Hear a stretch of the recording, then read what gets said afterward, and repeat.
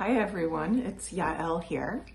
And for this month's Nurturing Resilience, I thought we would do a practice involving a workout tool that's very, very cheap and that you might have gotten from your physical therapist or bought online, but don't really use. So I thought I would have us work a little bit with resistance bands. There's all kinds. This is one, this comes in a huge roll. Almost every single PT office has it and they just tie a knot. And I'm actually gonna be just working with this one. But you might also instead have at one time purchased yourself. This is light, medium, and heavy. Sometimes they come in 3, sometimes they come in packs of 5 or 6. And so this would be a great way to sort of up or down level your practice as you like. I'm not going to use these. I'm just, for whatever reason, I just really like this one the best. And I have 2 blocks and a blanket. So I'm just going to show you a few simple ways that you can use this. We'll do a nice practice together, and I'll also show you ways that you can vary this. So I've got a little bit of wonky knees. So what I'm gonna do right here is just allow a blanket to be a little cushion. And we're just gonna start by, I'm kneeling right now just to show you this, but always with the bands, you don't want it to be lax. What you wanna do is kind of create resistance. So I'm gonna start in a tabletop. And I'm moving my hands apart from each other enough so that I feel the tension between my arms. I'm also spreading out through my fingers and I'm pressing down. And then we're just gonna start the way a lot of yoga classes start, with some cats and cows. So on my next inhale, I'm gonna drop my belly, my chest, maybe look up. And on an exhale, I'm gonna really push the floor away from me as I find a little bit of roundedness in my upper spine. And then I'm just gonna go with my own breath as I continue to do that. By the way, I could play with tucking my toes under as I do that. And I'm just really trying to find some undulations in my spine. I'm trying to notice where there's maybe areas of tension or numbness, and then I might send my breath directly there. So I'm just going to do a few rounds. If something feels particularly good, if any movements we do feel nice, then just pause the video and stop. Okay, and then I'm just going to come into a neutral spine. So notice how just having the band around your wrists is also helping a little bit with activating through the upper body. And then I might just play here with stepping 1 foot back so I could get a little bit of a calf stretch. And then the other. And again, you could be holding this for as long as you want. And then I'm gonna go ahead, I'm gonna take 1 foot back and then the other at the same time. So I'm going into a plank. You can also just keep one knee down. Try to keep that knee a little bit light and then switch. In fact, some people like to switch a little bit regularly. You could keep both knees down and draw the chest forward, sort of like a half plank, or feel free to play a little bit with your plank. We'll just take one more breath here, whichever version you're doing, and then everyone drop your knees and let's come into an extended child's pose. So I'm going to be drawing my hips back down towards my heels. They may or may not touch. And wow, I can really feel that I'm working my shoulders in this. Taking deep breaths. And add a side stretch to this. So I'm gonna walk both hands over to the right. I'm making sure that I'm keeping those hands enough to the right or far enough away that there's still a little bit of tension between the band. If I wanted to, I could, as my arms go over to the right, I could just lean into that left hip. Good. And then I'm just going to do the same thing. And even walking with the band on, it's a little bit like a crab crawl. And I'm going to lean into that right side of the body as I take 3 deep breaths. Might be a little bit hard with the belly compressed here, but just do the best you can. Our breath really a bridge between the physical body and the energetic body, sometimes called chi or prana. In Eastern yogic traditions. And then I could come up and I could do a little moving variation of what I did before. So I could come from child's pose into a chest forward cobra. Or if I'm feeling like I want to get a little bit more strength through the core, I could also just hold a plank. So just doing whatever feels better for you right now. It's really important that when we come to our yoga mat, we feel that we have lots of choice and freedom. And we start developing the ability to listen, not to what others tell us to do with our bodies, but just listen to what our body needs on the day that you're coming to your mat. Good.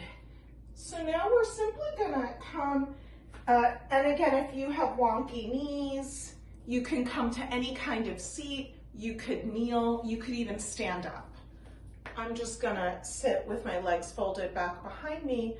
My arms are at shoulder height. I'm not letting the band get too lax. And in fact, I'm gonna pulse it out a few times. So I could do this with my eyes closed. I'm gonna feel my outer arms really working strongly here.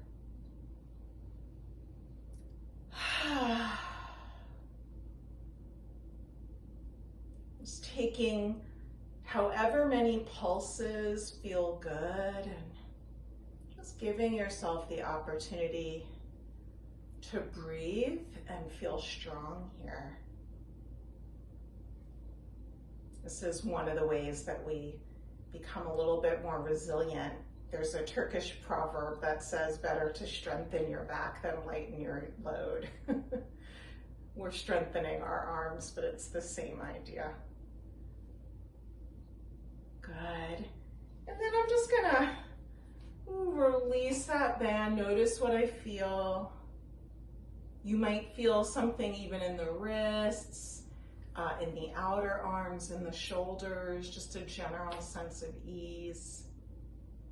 And we're going to continue on. So this time what I'm going to invite you to do is to take the band, oops, and we're going to take it right around the sort of arch of both feet.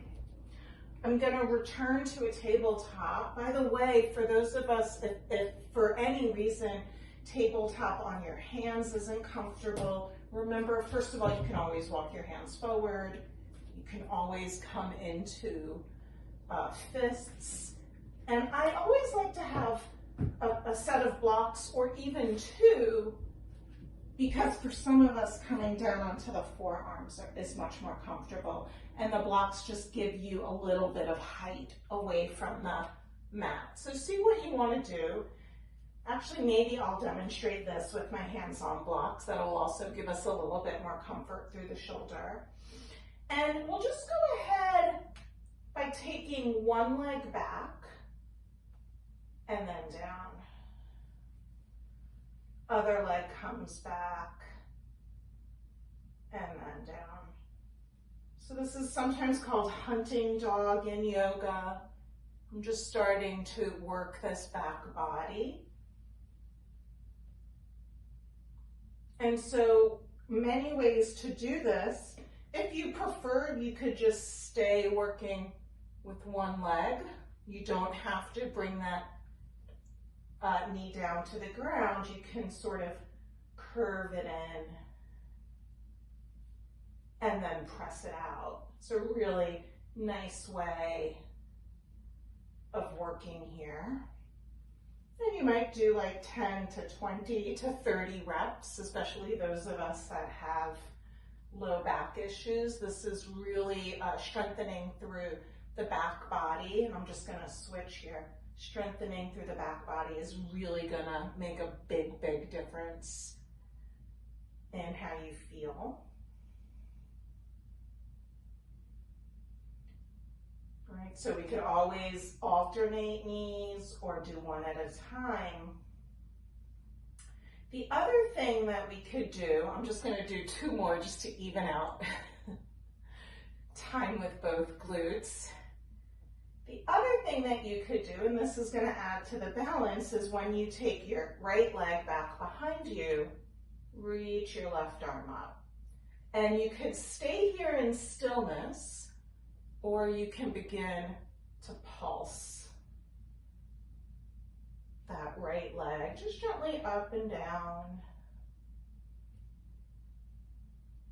Again, remember that you might be on forearm. Just getting the same amount of work out of it. We're just making ourselves comfortable, especially for those of us that have had various surgeries. Maybe we're in treatment. Okay. And then we would just go to the other side. There's nothing easy about this just because I'm using blocks. So I always encourage people to use props. If you don't have blocks, you can use a couple of encyclopedias. Any thick books you have that are stable.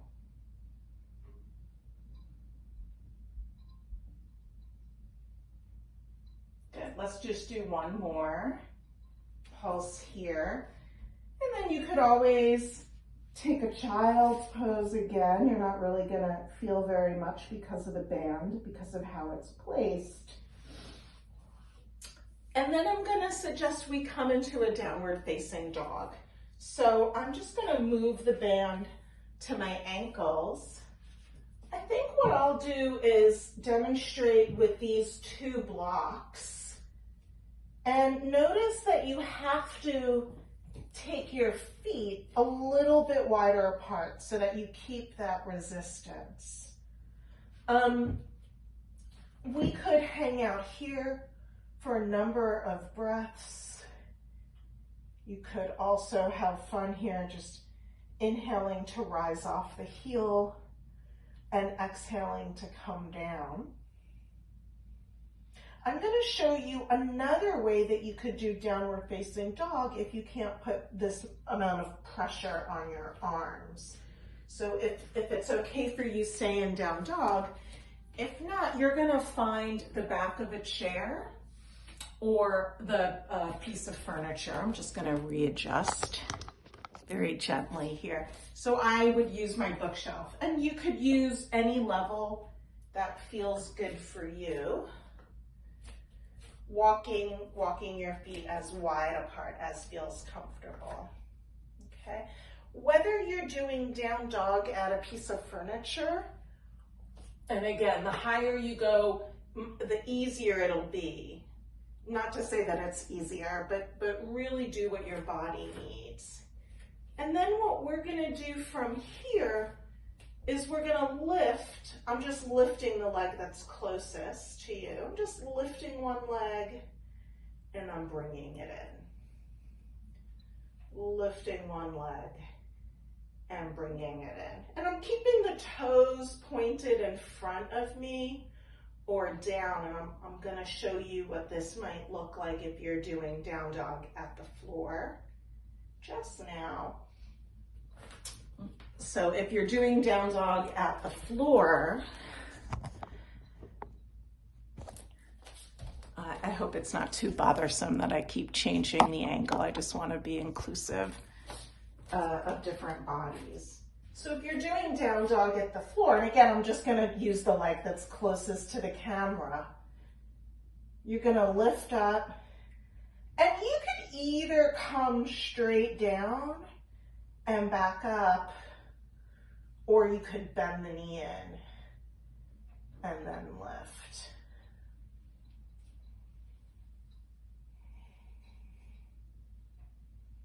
So my recommendation is that you go slower than you think you need to. Inhaling as you press the foot away from the body.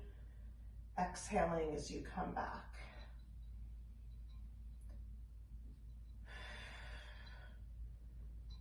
Good. And just doing it enough times on both sides, you can come back to a downward facing dog. Make sure your feet are wide enough. If you wanted to, you can also come a few times from a plank to a downward facing dog. Just see what would feel good with you, for you.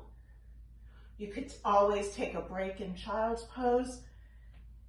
And then what we're gonna do is we're just gonna walk ourselves to a forward fold, heel toe the feet just wide enough apart that you feel that tension. Maybe you want your blocks so that you could relax a little bit.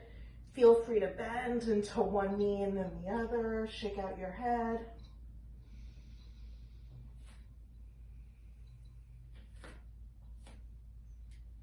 Okay, and then let's roll on up to standing. Taking a few breaths when you get here. And in standing, we're going to just switch for a moment to the arms. So I'm gonna take the band off of my ankles. I'm gonna place them on my arms. I'm gonna bend my arms so that the elbows are sort of pinned in. You could do palms up or palms facing each other. And we're just gonna pulse, keeping the elbows pinned in. We're gonna pulse those hands out. So this is going to begin to strengthen through the rotator cuff, which can be especially important for people who are overly flexible, called hypermobility. And again, if you prefer, you don't have to stand up here.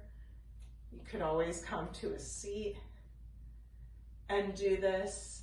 And all of these movements, you can start with just doing 10 pulses, go a little bit slower than you think you want to, because that's where the strength building comes in, that's where the resilience comes in. And you could work your way to 30 and even do 2 or 3 sets of 30. Okay, and then I'm gonna do something a little different. So I'm just gonna show you what I'm doing because I think it won't all come out in the camera. I'm just gonna take my arms above me and I'm gonna press gently outward to create that resistance. And then I'm gonna come into a lunge. So in this case, I'm just taking that, I'm keeping the right leg forward, left leg comes back, just another angle. You can either have that left heel lifted or place it down. Really nice deep breaths here. Maybe we could take 5. The more I get into the breath, the more I can play with kind of knitting in the ribs, relaxing through the neck, activating through the belly, and strengthening through the legs. And then just as you're ready, you could bring those arms to shoulder height, step that back foot in. Step the opposite foot back. Feel free to do the exact same thing. Or if you want a heart opener this time, we're just holding the strap now, same idea, creating a little bit of resistance. And then I'm just gonna keep my heart lifted and lift the arms back behind me and out. They're kind of pressing out away from the body. Again, just for 5 deep breaths.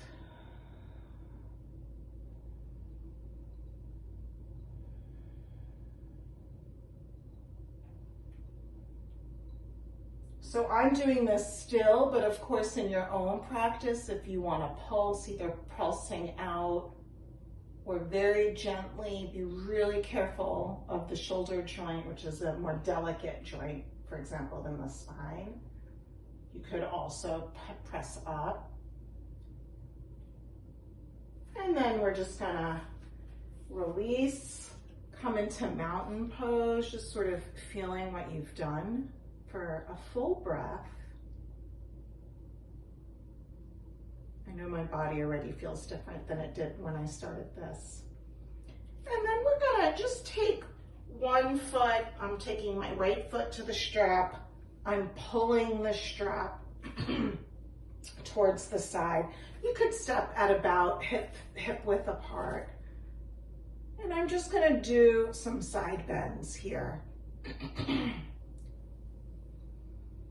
Inhaling as I come down, exhaling as my torso comes back up.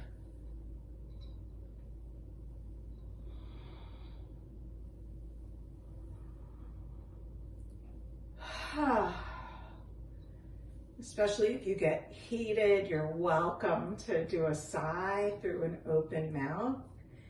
As I'm filming this, there's a bomb cyclone in the northeast, and it's about 25 degrees Fahrenheit outside, so I thought it would be great to do a more vigorous but still kind and gentle practice. Okay, and then just with ease we can go to the other side.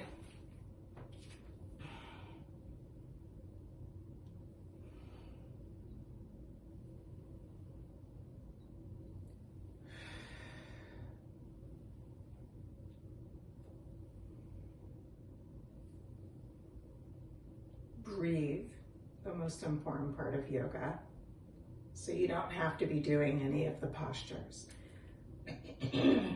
You could just be breathing and that's enough. You could, in fact, what we know from neuroscience is that even if you just visualize yourself doing the postures, the body doesn't know any better. So if it doesn't work for you to do one posture that I'm showing, or maybe one side is not possible because of recent surgery, for example, don't sweat it, just visualize it. All right. And then I'm gonna remove that. So let me show you, I was looking at my cheat sheet. I'm going to show you 2 exercises that I also learned. This is, again, great if you have issues with your lateral hips in particular, or even back, low back, lumbar spine, because we don't do enough. If you think about it, we're not really doing enough work to strengthen through the sides of our hips and even our glutes. A lot of us have very weak glutes. So I'm going to show you 2 things that aren't yoga. They're more physical therapy, but you could certainly incorporate it into a practice. So this first one is called tick-tock. And also, if I had taken the time, this knot is pretty thin. If I had taken the time, I'd be able to show you how to do like more yoga poses that are traditional. But I feel like these 2 things I'm going to show you get at the same muscles in a more efficient way than doing, let's say, warrior two or triangle or side angle warrior with the band, just so that you can understand my thinking of incorporating these. So my feet are now wider or as wide as my outer hips or shoulders. And I'm gonna keep everything even. I'm not really gonna bend my knees. And as though I'm one of those old style grandfather clocks, I'm just gonna tick-tock from side to side. So as I say that, I'm like, how come they were called grandfather clocks and not grandmother clocks? I don't know if people have read anything by Suzanne Simard. She is a scientist who is most famous for her theory, which is now widely accepted, on mother trees. Trees that support younger or weaker trees in the ecosystem. And most grandfather clocks, of course, are made out of beautiful hardwood, right? The old antiques. I suppose it's because we always say Father Time. We think of time as being a very masculine thing, order as being masculine. So I'm already feeling this. I would say do this until kind of exhaustion, until you feel tired. And again, you might do it, you might rest for a minute and do another round or two. Another option, if you want to play with balance, and again, you can use a chair or a wall or a bookshelf here to do balance, right? Just to hold on. Or you could do this in the middle of the room. I just want to make sure that you could see exactly what I'm doing with my feet. So we would just choose a leg to start with, and we would inhale to go forward, exhale to come down.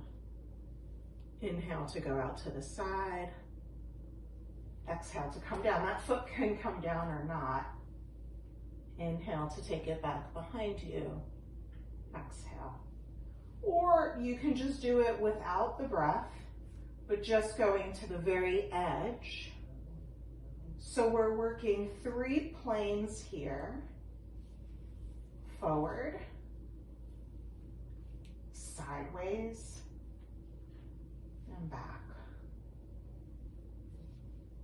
Forward, sideways, and back.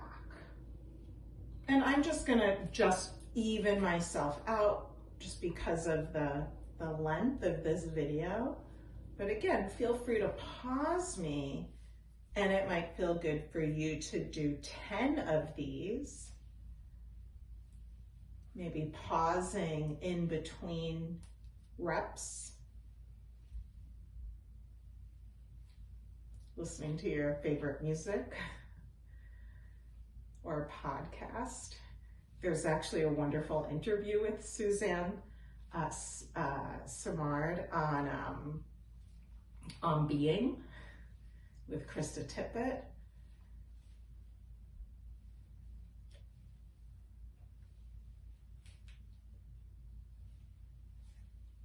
Okay, just a couple more. And this is going to be the last one. All right, and again, you might just step out and notice. So you could do that in mountain pose, which is a little bit more traditional for yoga, or the Chinese yogis often take one hand below the belly button and the other hand on top of that hand. And just close the eyes if that's okay for you, just so that you can really tune into the body and notice what's happening. Okay, and then we're gonna make our way down to the floor again to finish up. If you wanted to do another down dog on your way down there, that's awesome. I am going to come all the way onto my back, and I'm going to take the strap now just above the knees.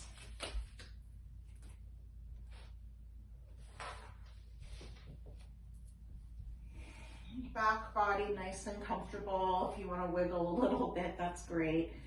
You are, again, really wanting to feel that tension in the strap. You want your ankles to be more or less below the knees. They could be a little bit in front, but you don't want like the knees together here. We're really keeping active. We're going to rise on up into our bridge, so lifting the pelvis up.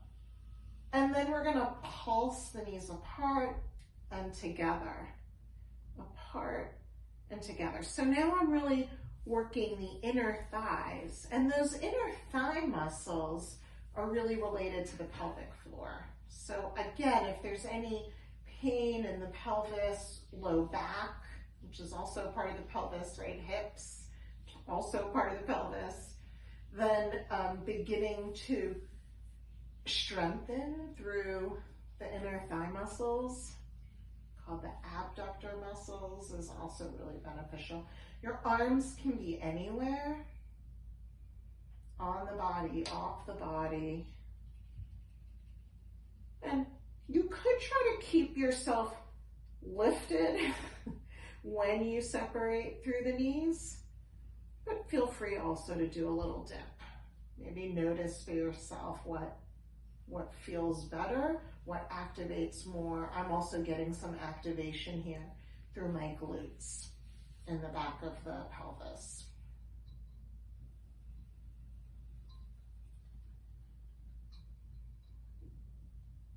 So I'm not counting. If you want to count, help yourself. Again, you could work your way up to 30 of these. For our purposes, we're going to come down. And then I'm just going to take the strap around my feet. I'm going to keep my knees more or less above my hips. And I'm going to just press out through one leg. I'm keeping my low back on the ground. And then I'm going to press out through the other. Out. Oops. And out. Yeah, if you lose the strap, it's a sign that you're not holding it enough, that there's too much slack. And keep checking in with lower back, because that's going to make sure that you're also strengthening here through the core. Alternative is you can interlace your hands behind the skull, not behind the neck, and just press out. Moving your leg towards straight. They don't have to go completely straight.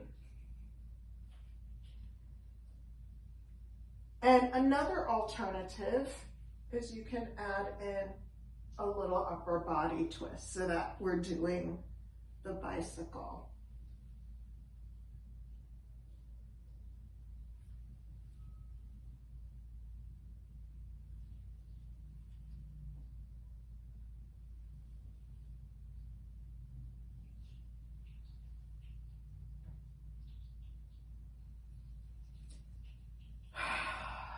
Making sure that you're breathing, of course.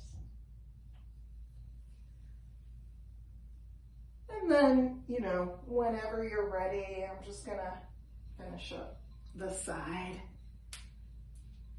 We can remove the strap, give yourself a moment to sort of rock and roll from side to side.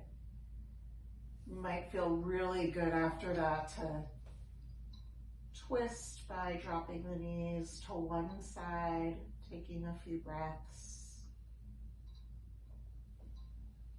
and then doing the same on the other side.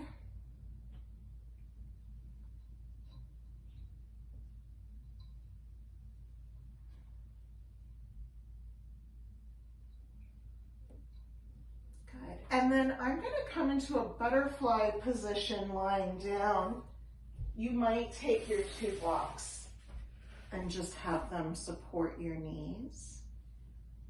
One hand on the heart, one hand on the belly, both hands on the belly, hands away from the body, whatever works out best. And let's just take a few breaths here, really checking in with what you have created or what you have let go of.